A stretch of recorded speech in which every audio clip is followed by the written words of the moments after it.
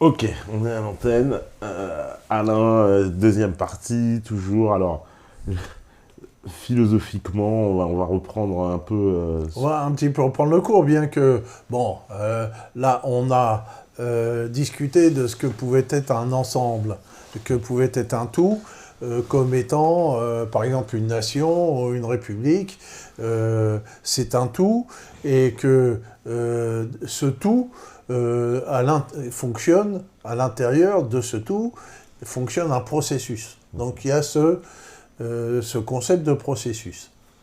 Ce processus, c'est quoi? C'est l'interaction des phénomènes qui se créent à l'intérieur de ce tout, hein, et qui fait que ce processus, évidemment, va avoir une histoire et va avoir une évolution. Hein, ce qu'on appelle, en termes philosophiques, une émanence. Ça émane le processus. C'est-à-dire l'ensemble des interactions, des choses sur les uns, des régulations, fait qu'il y a une émanence, comme un corps humain. Tu as de multiples processus, ce qui n'empêche pas que des processus peuvent être aussi en réseau.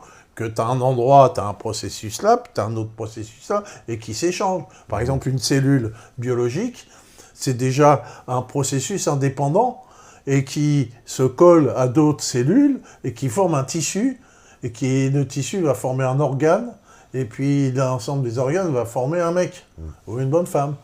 Voilà, ça c'est comment se situe la réalité.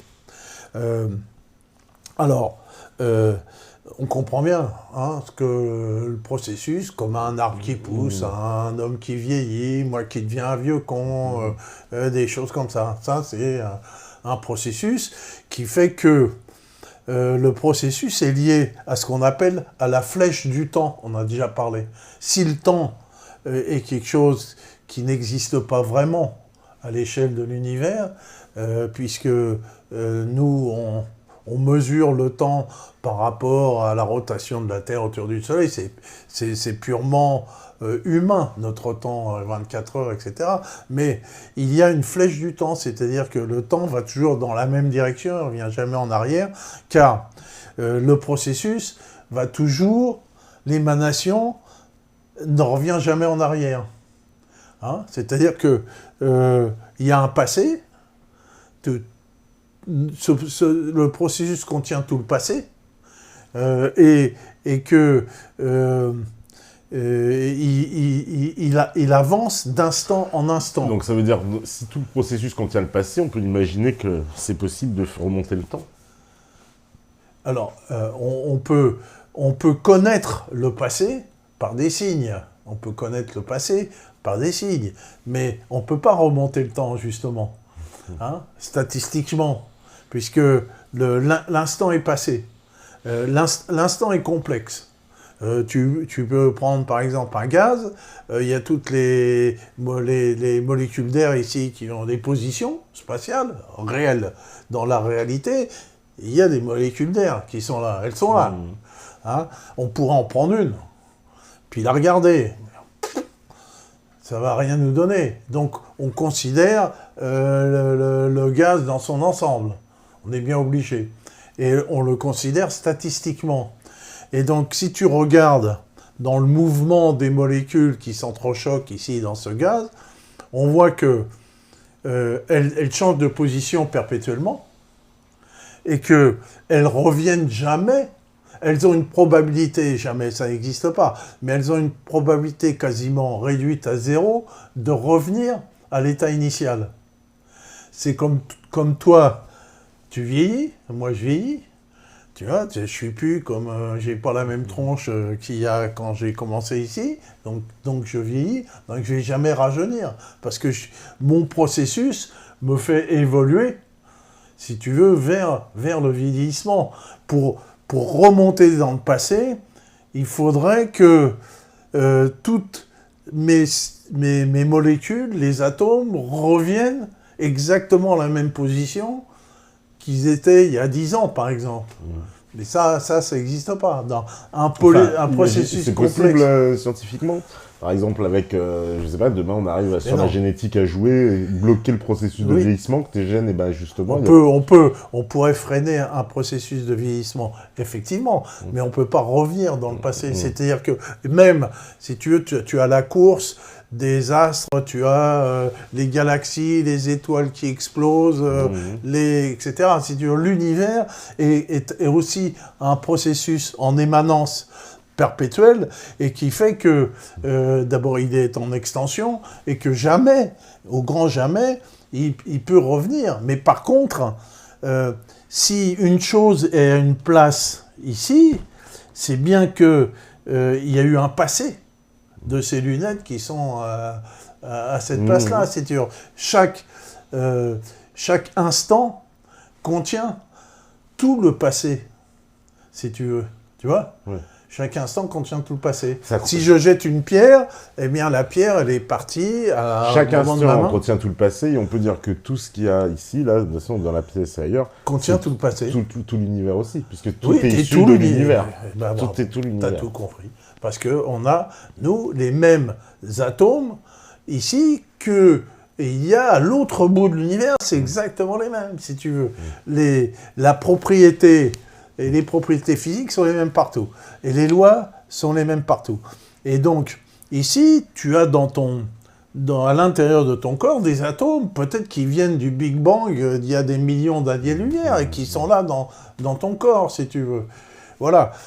Donc c'est important. C'est important de savoir épistémologiquement que l'instant contient tout le passé. Ça permet de comprendre l'univers. Et aussi, comme tout est dans tout et que tout est analogue à tout, ça permet aussi de comprendre les sociétés.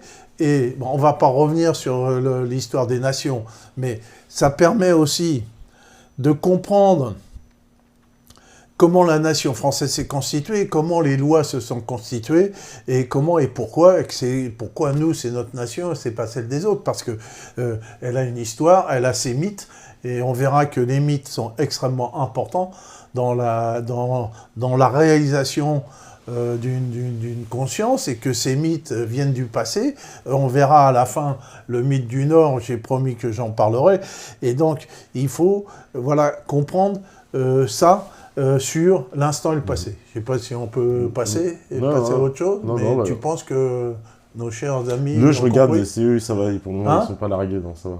Comment ? Ils sont pas largués pour le moment. Ils sont pas largués. Non, j'ai fait un truc où ils étaient largués, là on a dit qu'on les larguerait pas.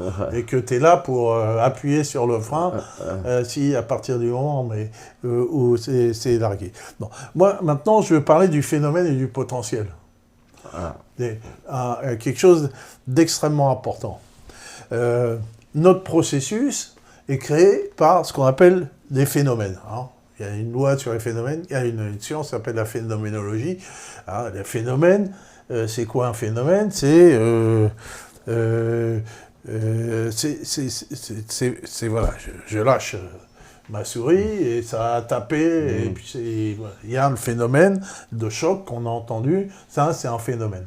Hein. Bon. Phénomène, c'est dans votre voiture, c'est l'explosion qui qui pousse le piston, etc. Le phénomène, c'est l'action intrinsèque de quelque chose qui fait partie d'un processus. Bon. Maintenant, on voit quelque chose d'extrêmement important, que chaque phénomène est toujours précédé par un potentiel. Il ne peut pas y avoir de phénomène sans potentiel. Exemple, je tiens ça. Là, j'ai un potentiel, c'est-à-dire j'ai pris cet objet, je l'ai mis en hauteur, et il ne se passe rien. Il ne se passe rien. Et je le lâche, donc j'ai créé un phénomène, c'est-à-dire le choc de l'objet ici, avec une vitesse donnée, une énergie qui s'est dissipée, hein, une énergie cinétique, E égale 1,5 de mv2, et le choc de l'objet, c'est le phénomène. Donc on voit bien que si je ne l'avais pas potentialisé, il n'y aurait pas eu de phénomène. Donc on peut regarder que tout phénomène provient d'un potentiel. Par exemple, un potentiel, ça peut être un barrage, et puis il y a de l'eau au-dessus du barrage, puis il y a des turbines. Tant qu'on n'a pas ouvert les vannes, il ne se passe rien. Hein? On ouvre les vannes, là, il y a le phénomène qui va faire tourner les turbines. Voilà. Donc le potentiel, c'est la hauteur d'eau, et le phénomène, c'est ce qui se passe une fois qu'on a libéré, on a dissipé. Alors, quand j'ai lâché, j'ai créé le phénomène, j'ai dissipé, si tu veux, ben, le potentiel n'existe plus. Il n'existe plus. Donc, là, j'ai créé ce qu'on appelle de l'entropie en termes techniques. L'entropie, c'est la dissipation de tous les phénomènes. Hein. Voilà, c'est la dissipation. Alors, l'entropie, c'est l'élimination de toute potentialité. Voilà. Quand on sera morts, tous les deux, la Genèse dit, poussière, tu retourneras poussière, on va retourner poussière, on n'aura plus rien de potentiel, on n'aura plus d'émissions de bêta-TV, on ne va plus s'engueuler, on ne va plus créer d'énergie, et à ce moment-là, on sera dans l'entropie totale. L'entropie, c'est l'entropie complète, c'est le tas de sable. Donc, on s'aperçoit que la flèche du temps, le temps, amène toujours vers l'entropie, c'est-à-dire vers le vieillissement, la destruction. Ici, peut-être dans 100 ans, la baraque sera écroulée, les caméras ne marcheront plus, tu vois. Peut-être qu'il n'y aura plus rien, il y aura une route qui passera, on ne sait pas, si tu veux. Bon, ça, c'est... Mais on tend vers l'entreprise, vers la destruction, ou peut-être il y aura un putain de studio à la place, on n'en sait rien. Donc, on voit bien que le phénomène, le processus et le potentiel. On a compris ou... Tu crois? Oui, j'essaie de lire pour voir s'ils comprennent. Tu vois, c'est un peu compliqué l'histoire du phénomène, c'est-à-dire que le phénomène, il est toujours provoqué par quelque chose. Voilà, en fait. Il n'y a pas de cause sans rien. En fait, le phénomène, il n'apparaît pas comme ça. C'est ça que ça veut dire. Voilà. Il n'est pas ex nihilo, quoi, en tout cas. Voilà. Tiens, je ne sais pas pourquoi ça s'est mis comme ça. Ouais. Donc le phénomène, il n'est pas ex nihilo. Il apparaît, il est provoqué, on va dire, toujours par quelque chose, c'est ça. Voilà. Il est provoqué par quelque chose, mais il existe avant en tant que potentiel. Tu vois? Il existe. Il est provoqué. Provoquer, c'est l'intention. Mais on va voir l'intention, qu'est-ce que c'est, parce qu'il y a aussi une grande discussion philosophique sur l'intention. Parce que l'intention, il y en a qui vont dire c'est le bon Dieu. D'autres qui vont dire on passe du potentiel au phénomène, parce que, si tu veux, le potentiel s'est tellement accumulé qu'au moment donné, il ne peut se réaliser que par un phénomène. Voilà. Bon. Donc ça, c'est la partie, si tu veux, mécanisme du processus et de l'émanation. Maintenant, je ne sais pas si on peut passer à l'inverse du phénomène. Alors, c'est important dans la science holistique, parce que là, si tu veux, on fait de la science qu'avec de la pensée pure, qu'avec de la logique. Mais c'est aussi de la science, c'est-à-dire que on essaye de savoir comment que ça fonctionne globalement, au lieu d'aller voir les petits trucs, si tu veux, au lieu d'aller voir les détails. Hein, voilà. Maintenant, on peut parler de la complexification. Est-ce qu'on peut en parler? On a le temps, vas-y. Alors, explique-nous. Voilà. Bon. Là, jusqu'à présent, on a parlé de la dissipation. C'est-à-dire qu'il y a des phénomènes qui dissipent, puis après, il n'y a plus rien, malheureusement. Et ça existe partout. Et tout le monde retombe en tas de sable, tout va du chaud vers le froid. Hein, voilà, tu mets une tasse de thé chaud, puis il refroidit, c'est-à-dire que l'énergie qu'il y avait contenue dans le chaud, elle a disparu. Voilà. Ça aussi, hein, ça c'est de l'entropie. C'est la disparition inexorable de toute énergie et de toute chaleur. Bon, maintenant, quand je vois monsieur Patrick Dont jouer quelque chose d'extrêmement complexe. Hein, comment tu es arrivé là? Voilà, on peut se poser la question. Avant, on pensait que le bon Dieu avait pris une poignée de terre, avait fait un homme, et puis il avait dit blablabla, abracadabra, puis hop, Adam, il était là, il avait niqué Ève, et puis hop, et c'était, les choses s'étaient fait comme ça. Mais manque de peau, on ne peut plus aujourd'hui expliquer les choses comme ça. D'abord, on s'aperçoit que en chimie, quand tu fais de la chimie, tu peux complexifier les choses. Que la nature, l'univers a créé une brique qui est l'atome, qui est un atome qui est positif et autour gravite un électron négatif, ou alors c'est un proton qui est neutre, mais ça revient un peu à la même chose, si tu veux. Et que cette brique-là peut se combiner à un autre atome. Donc il y a 2, ça va être de l'hélium, et puis à 3, ça va être du deutérium, etc. Et on voit que ce même atome peut se combiner pour donner des molécules de plus en plus complexes. Hein, et chaque atome arrivant à se combiner, donc augmente la masse de cette molécule. Donc qui part de 1, on dit 1, la masse 1, c'est l'atome d'hydrogène, hein, jusqu'à 235, qui est l'atome d'uranium, qui en a 235, des grains comme ça, tu vois. Donc lui qui est lourd, qui a une densité extrêmement importante.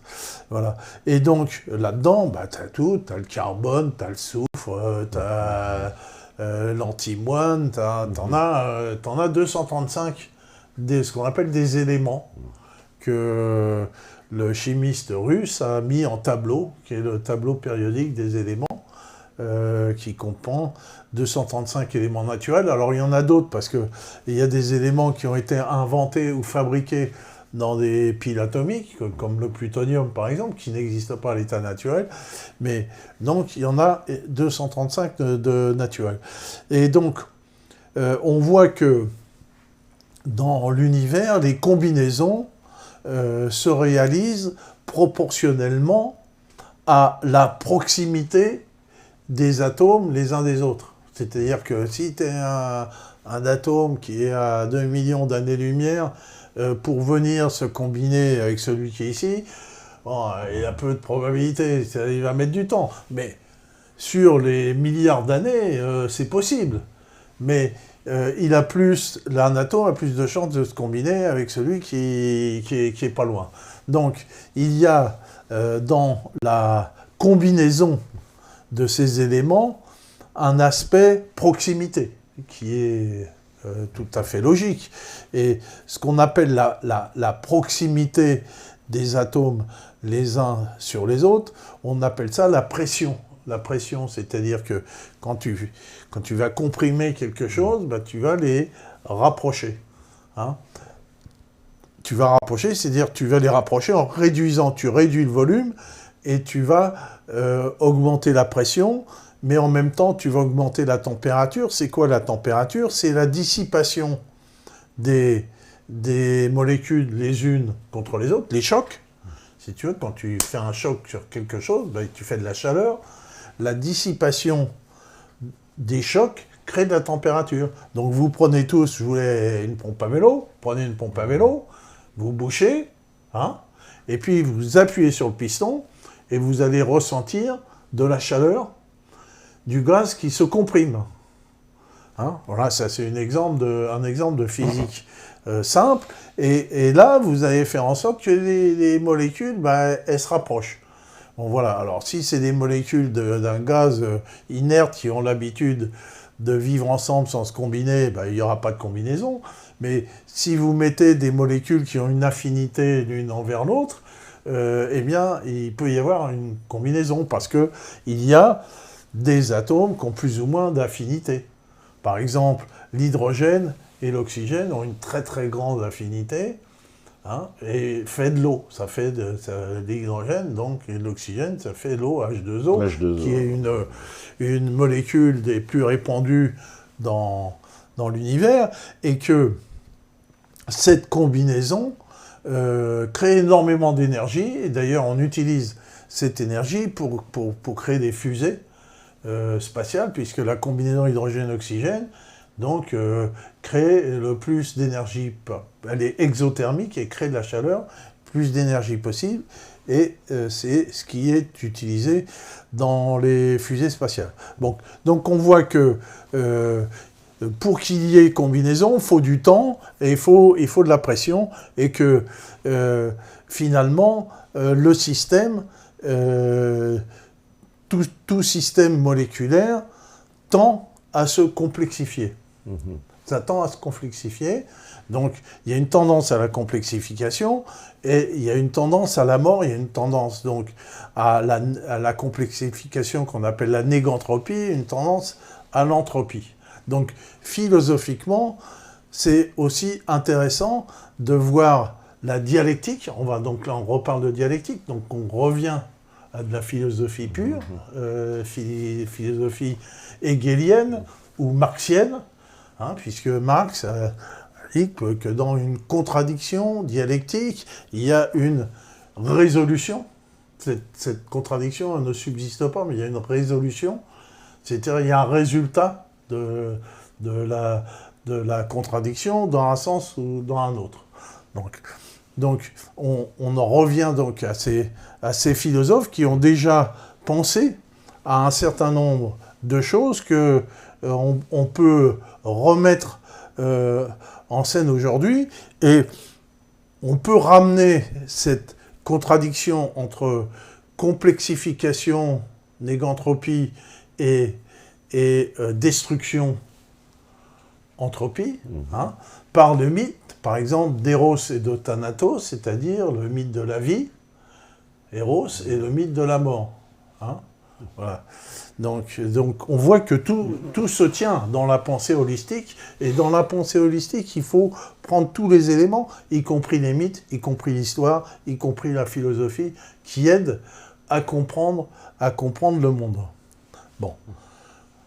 C'est bon ? Ouais, pour le moment, j'imagine. Bon.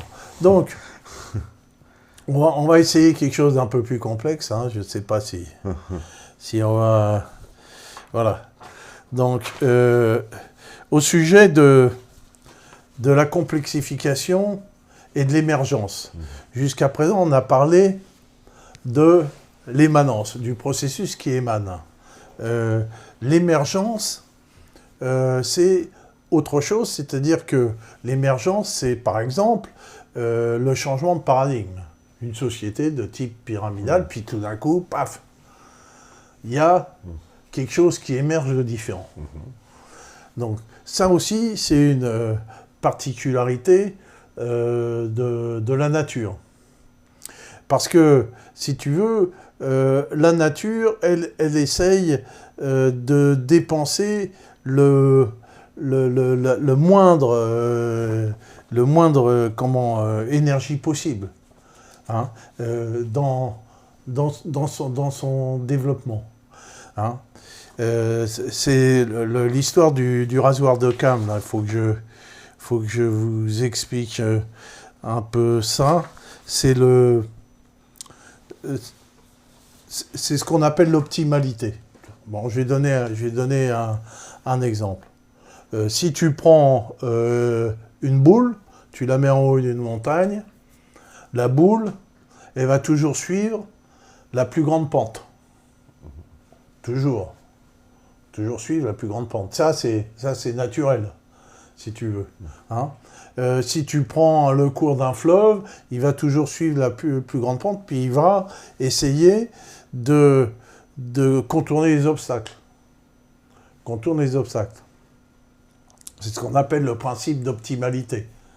Toujours. C'est-à-dire que dans tout processus, quand il y a un blocage dans un processus, si tu veux, il peut se trouver dans les itérations successives du processus qui vont exister dans son système de régulation propre, qui va faire que il n'arrive plus à avancer, il est arrivé au bout. Hein. On prend par exemple un empire totalitaire comme l'Empire romain, qui est un processus, il a ses lois, il a son système qui est basé sur l'esclavage, etc. Et au bout d'un moment, il n'a plus d'esclaves, et puis bon, ça ne marche plus. C'est comme le système actuel, avec la financiarisation, qui est le stade ultime du capitalisme. Et puis au bout d'un moment, à force d'avoir tiré le pognon à tout le monde, il n'y a plus de pognon dans la poche des gens, on ne peut plus les exploiter. Puis le système, il peine à se développer, si tu veux. Il arrive au bout. Arrivé au bout de son développement, il peut suivre une période anthropique, c'est-à-dire il peut crever, carrément. Ou alors, de ce système-là, peut émerger quelque chose d'autre. Alors, un exemple, comment a émergé ici le nouveau paradigme de réseau de notre processus social ancien pyramidal, c'est qu'un jour, il y a un mec qui s'appelle Alan Turing, à qui on a demandé, dans les années 40, à casser la machine Enigma des Allemands. Tu vois, on lui a demandé, est-ce que tu peux, lui, c'est un mathématicien, comment tu peux casser les codes de la machine Enigma? Et lui, pour pouvoir faire un grand nombre de calculs, parce qu'il a dit, moi je pourrais faire ça, mais pas assez de calculs, il faut que j'invente une machine pour faire des calculs. Et donc lui, il a inventé l'ordinateur, le computer. Computer, c'est en anglais, c'est quelque chose qui compte. Hein, computer, il faudrait plutôt dire calculateur. Mais bon, il y a entre ordinateur, calculateur, bon, c'est comme ça. Donc, il a inventé cette machine, et à partir de cette machine, on a pu l'utiliser comme nœud de réseau, d'un réseau. Alors, comment est venu le réseau? Je ne sais pas si j'ai expliqué ici, c'est que dans les années 80, il y a une entreprise états-unienne qui s'appelle Hewlett-Packard, qui a fait une étude en disant, voilà, une société qui est en réseau où chacun dans cette société est égaux et possède toutes les données de l'entreprise, où chacun est intelligent et responsable au sein d'un réseau. C'est-à-dire que dans un vrai réseau, tout le monde est égaux. Hein, tout le monde est égal, plutôt, il faut dire en français, non? Tout le monde est égal. Ouais. Tout le monde est égal. Voilà. Et donc, je cause de la France, moi, quand même. Hein. Bon, et donc on s'est aperçu que une entreprise en réseau est plus efficace qu'une entreprise pyramidale. Parce qu'en plus, on supprime les cadres, on supprime les chefs, on supprime les secrétaires, on supprime tout. T'as que les mecs avec leurs ordinateurs, ils sont plus efficaces. Bon. Et à partir de là, on en a établi un système de management. Moi, j'ai participé à ça parce que j'ai fait un DESS d'ethnométéorologie à Paris 8 sur le management et le réseau. Tu vois, bon. Dégueulasse. Hein. Puis, tu sais qui était intéressé à ces genres de travaux, c'était le CNPF. Tu vois, bon. Donc, on va voir parce qu'il y a une contradiction là-dedans. Bon, mais comme toujours. Et donc, la pratique de réseau a commencé à se mettre en route. La pratique, des gens dans les entreprises, ils pratiquaient déjà le réseau à leur poste. Et puis est venu l'Internet, hein, pour essayer d'étendre cette pratique de réseau à d'autres réseaux. Tu avais d'abord des intranets, réseaux dans là, puis après Internet, et que cette pratique de réseau a commencé à se répandre. Et puis, après, au-dessus, il y a eu les réseaux sociaux. Et où la pratique de réseau s'est répandue à tout le monde. je sais pas combien il y a de gens sur Facebook. C'est milliards, je pense. C'est pratiquement tout le monde, quoi. Ouais. Hein, voilà, si tu veux, tu as des vieux, tu as des retraités qui passent leur temps sur Facebook, tu as des jeunes, tu as tout ce qu'on veut. Donc on a donc la société a induit une pratique sociale différente, et donc le réseau social bouleverse la politique, complètement. L'élection de Trump, on a dit que lui, il ne fait appel qu'à ça. Donc l'élection de Trump et du réseau, c'est d'un bouleversement considérable dans la vie politique, parce que ça a mis en lumière l'État profond états-unien que personne ne connaissait jusqu'à présent. Et que lui, il sait qui est l'ennemi, l'État profond, bien qu'il ne sache pas quelles sont les tronches et les gens qu'il y a dedans. Mais au moins, il connaît l'appareil, il sait que l'appareil est lié aux médias, il sait que l'appareil est lié à l'ancienne structure pyramidale et verticale de l'information, représentée par la journaloperie, si tu veux, hein, et celle qui t'accuse d'être d'extrême droite. Hein, voilà. Il n'y a pas que... Voilà, bon. C'est les Charlie sont partout dans nos jours. On voit ce que c'est que cette émergence dans une autre branche, comme une branche, t'as un arbre, et puis d'un coup, pouf, t'as une branche qui sort, il y a une autre branche, quoi, si tu veux. Voilà. Et donc, cette émergence, qu'on appelle l'émergence, est aussi un élément extrêmement important dans la compréhension de l'univers, et que, alors comme tout, l'émergence, ce nouveau paradigme, est toujours confronté à cette putain d'entropie qui est perpétuelle, à la flèche du temps, qui fait que ça vieillit, et que mon ordinateur, il est déjà obsolète, et que, etc. Quoi, donc on voit toujours cette dualité perpétuelle, cette contradiction qui existe dans tout. La contradiction, cette dialectique existe dans tout ce qui existe dans l'univers. Alors, si tu veux,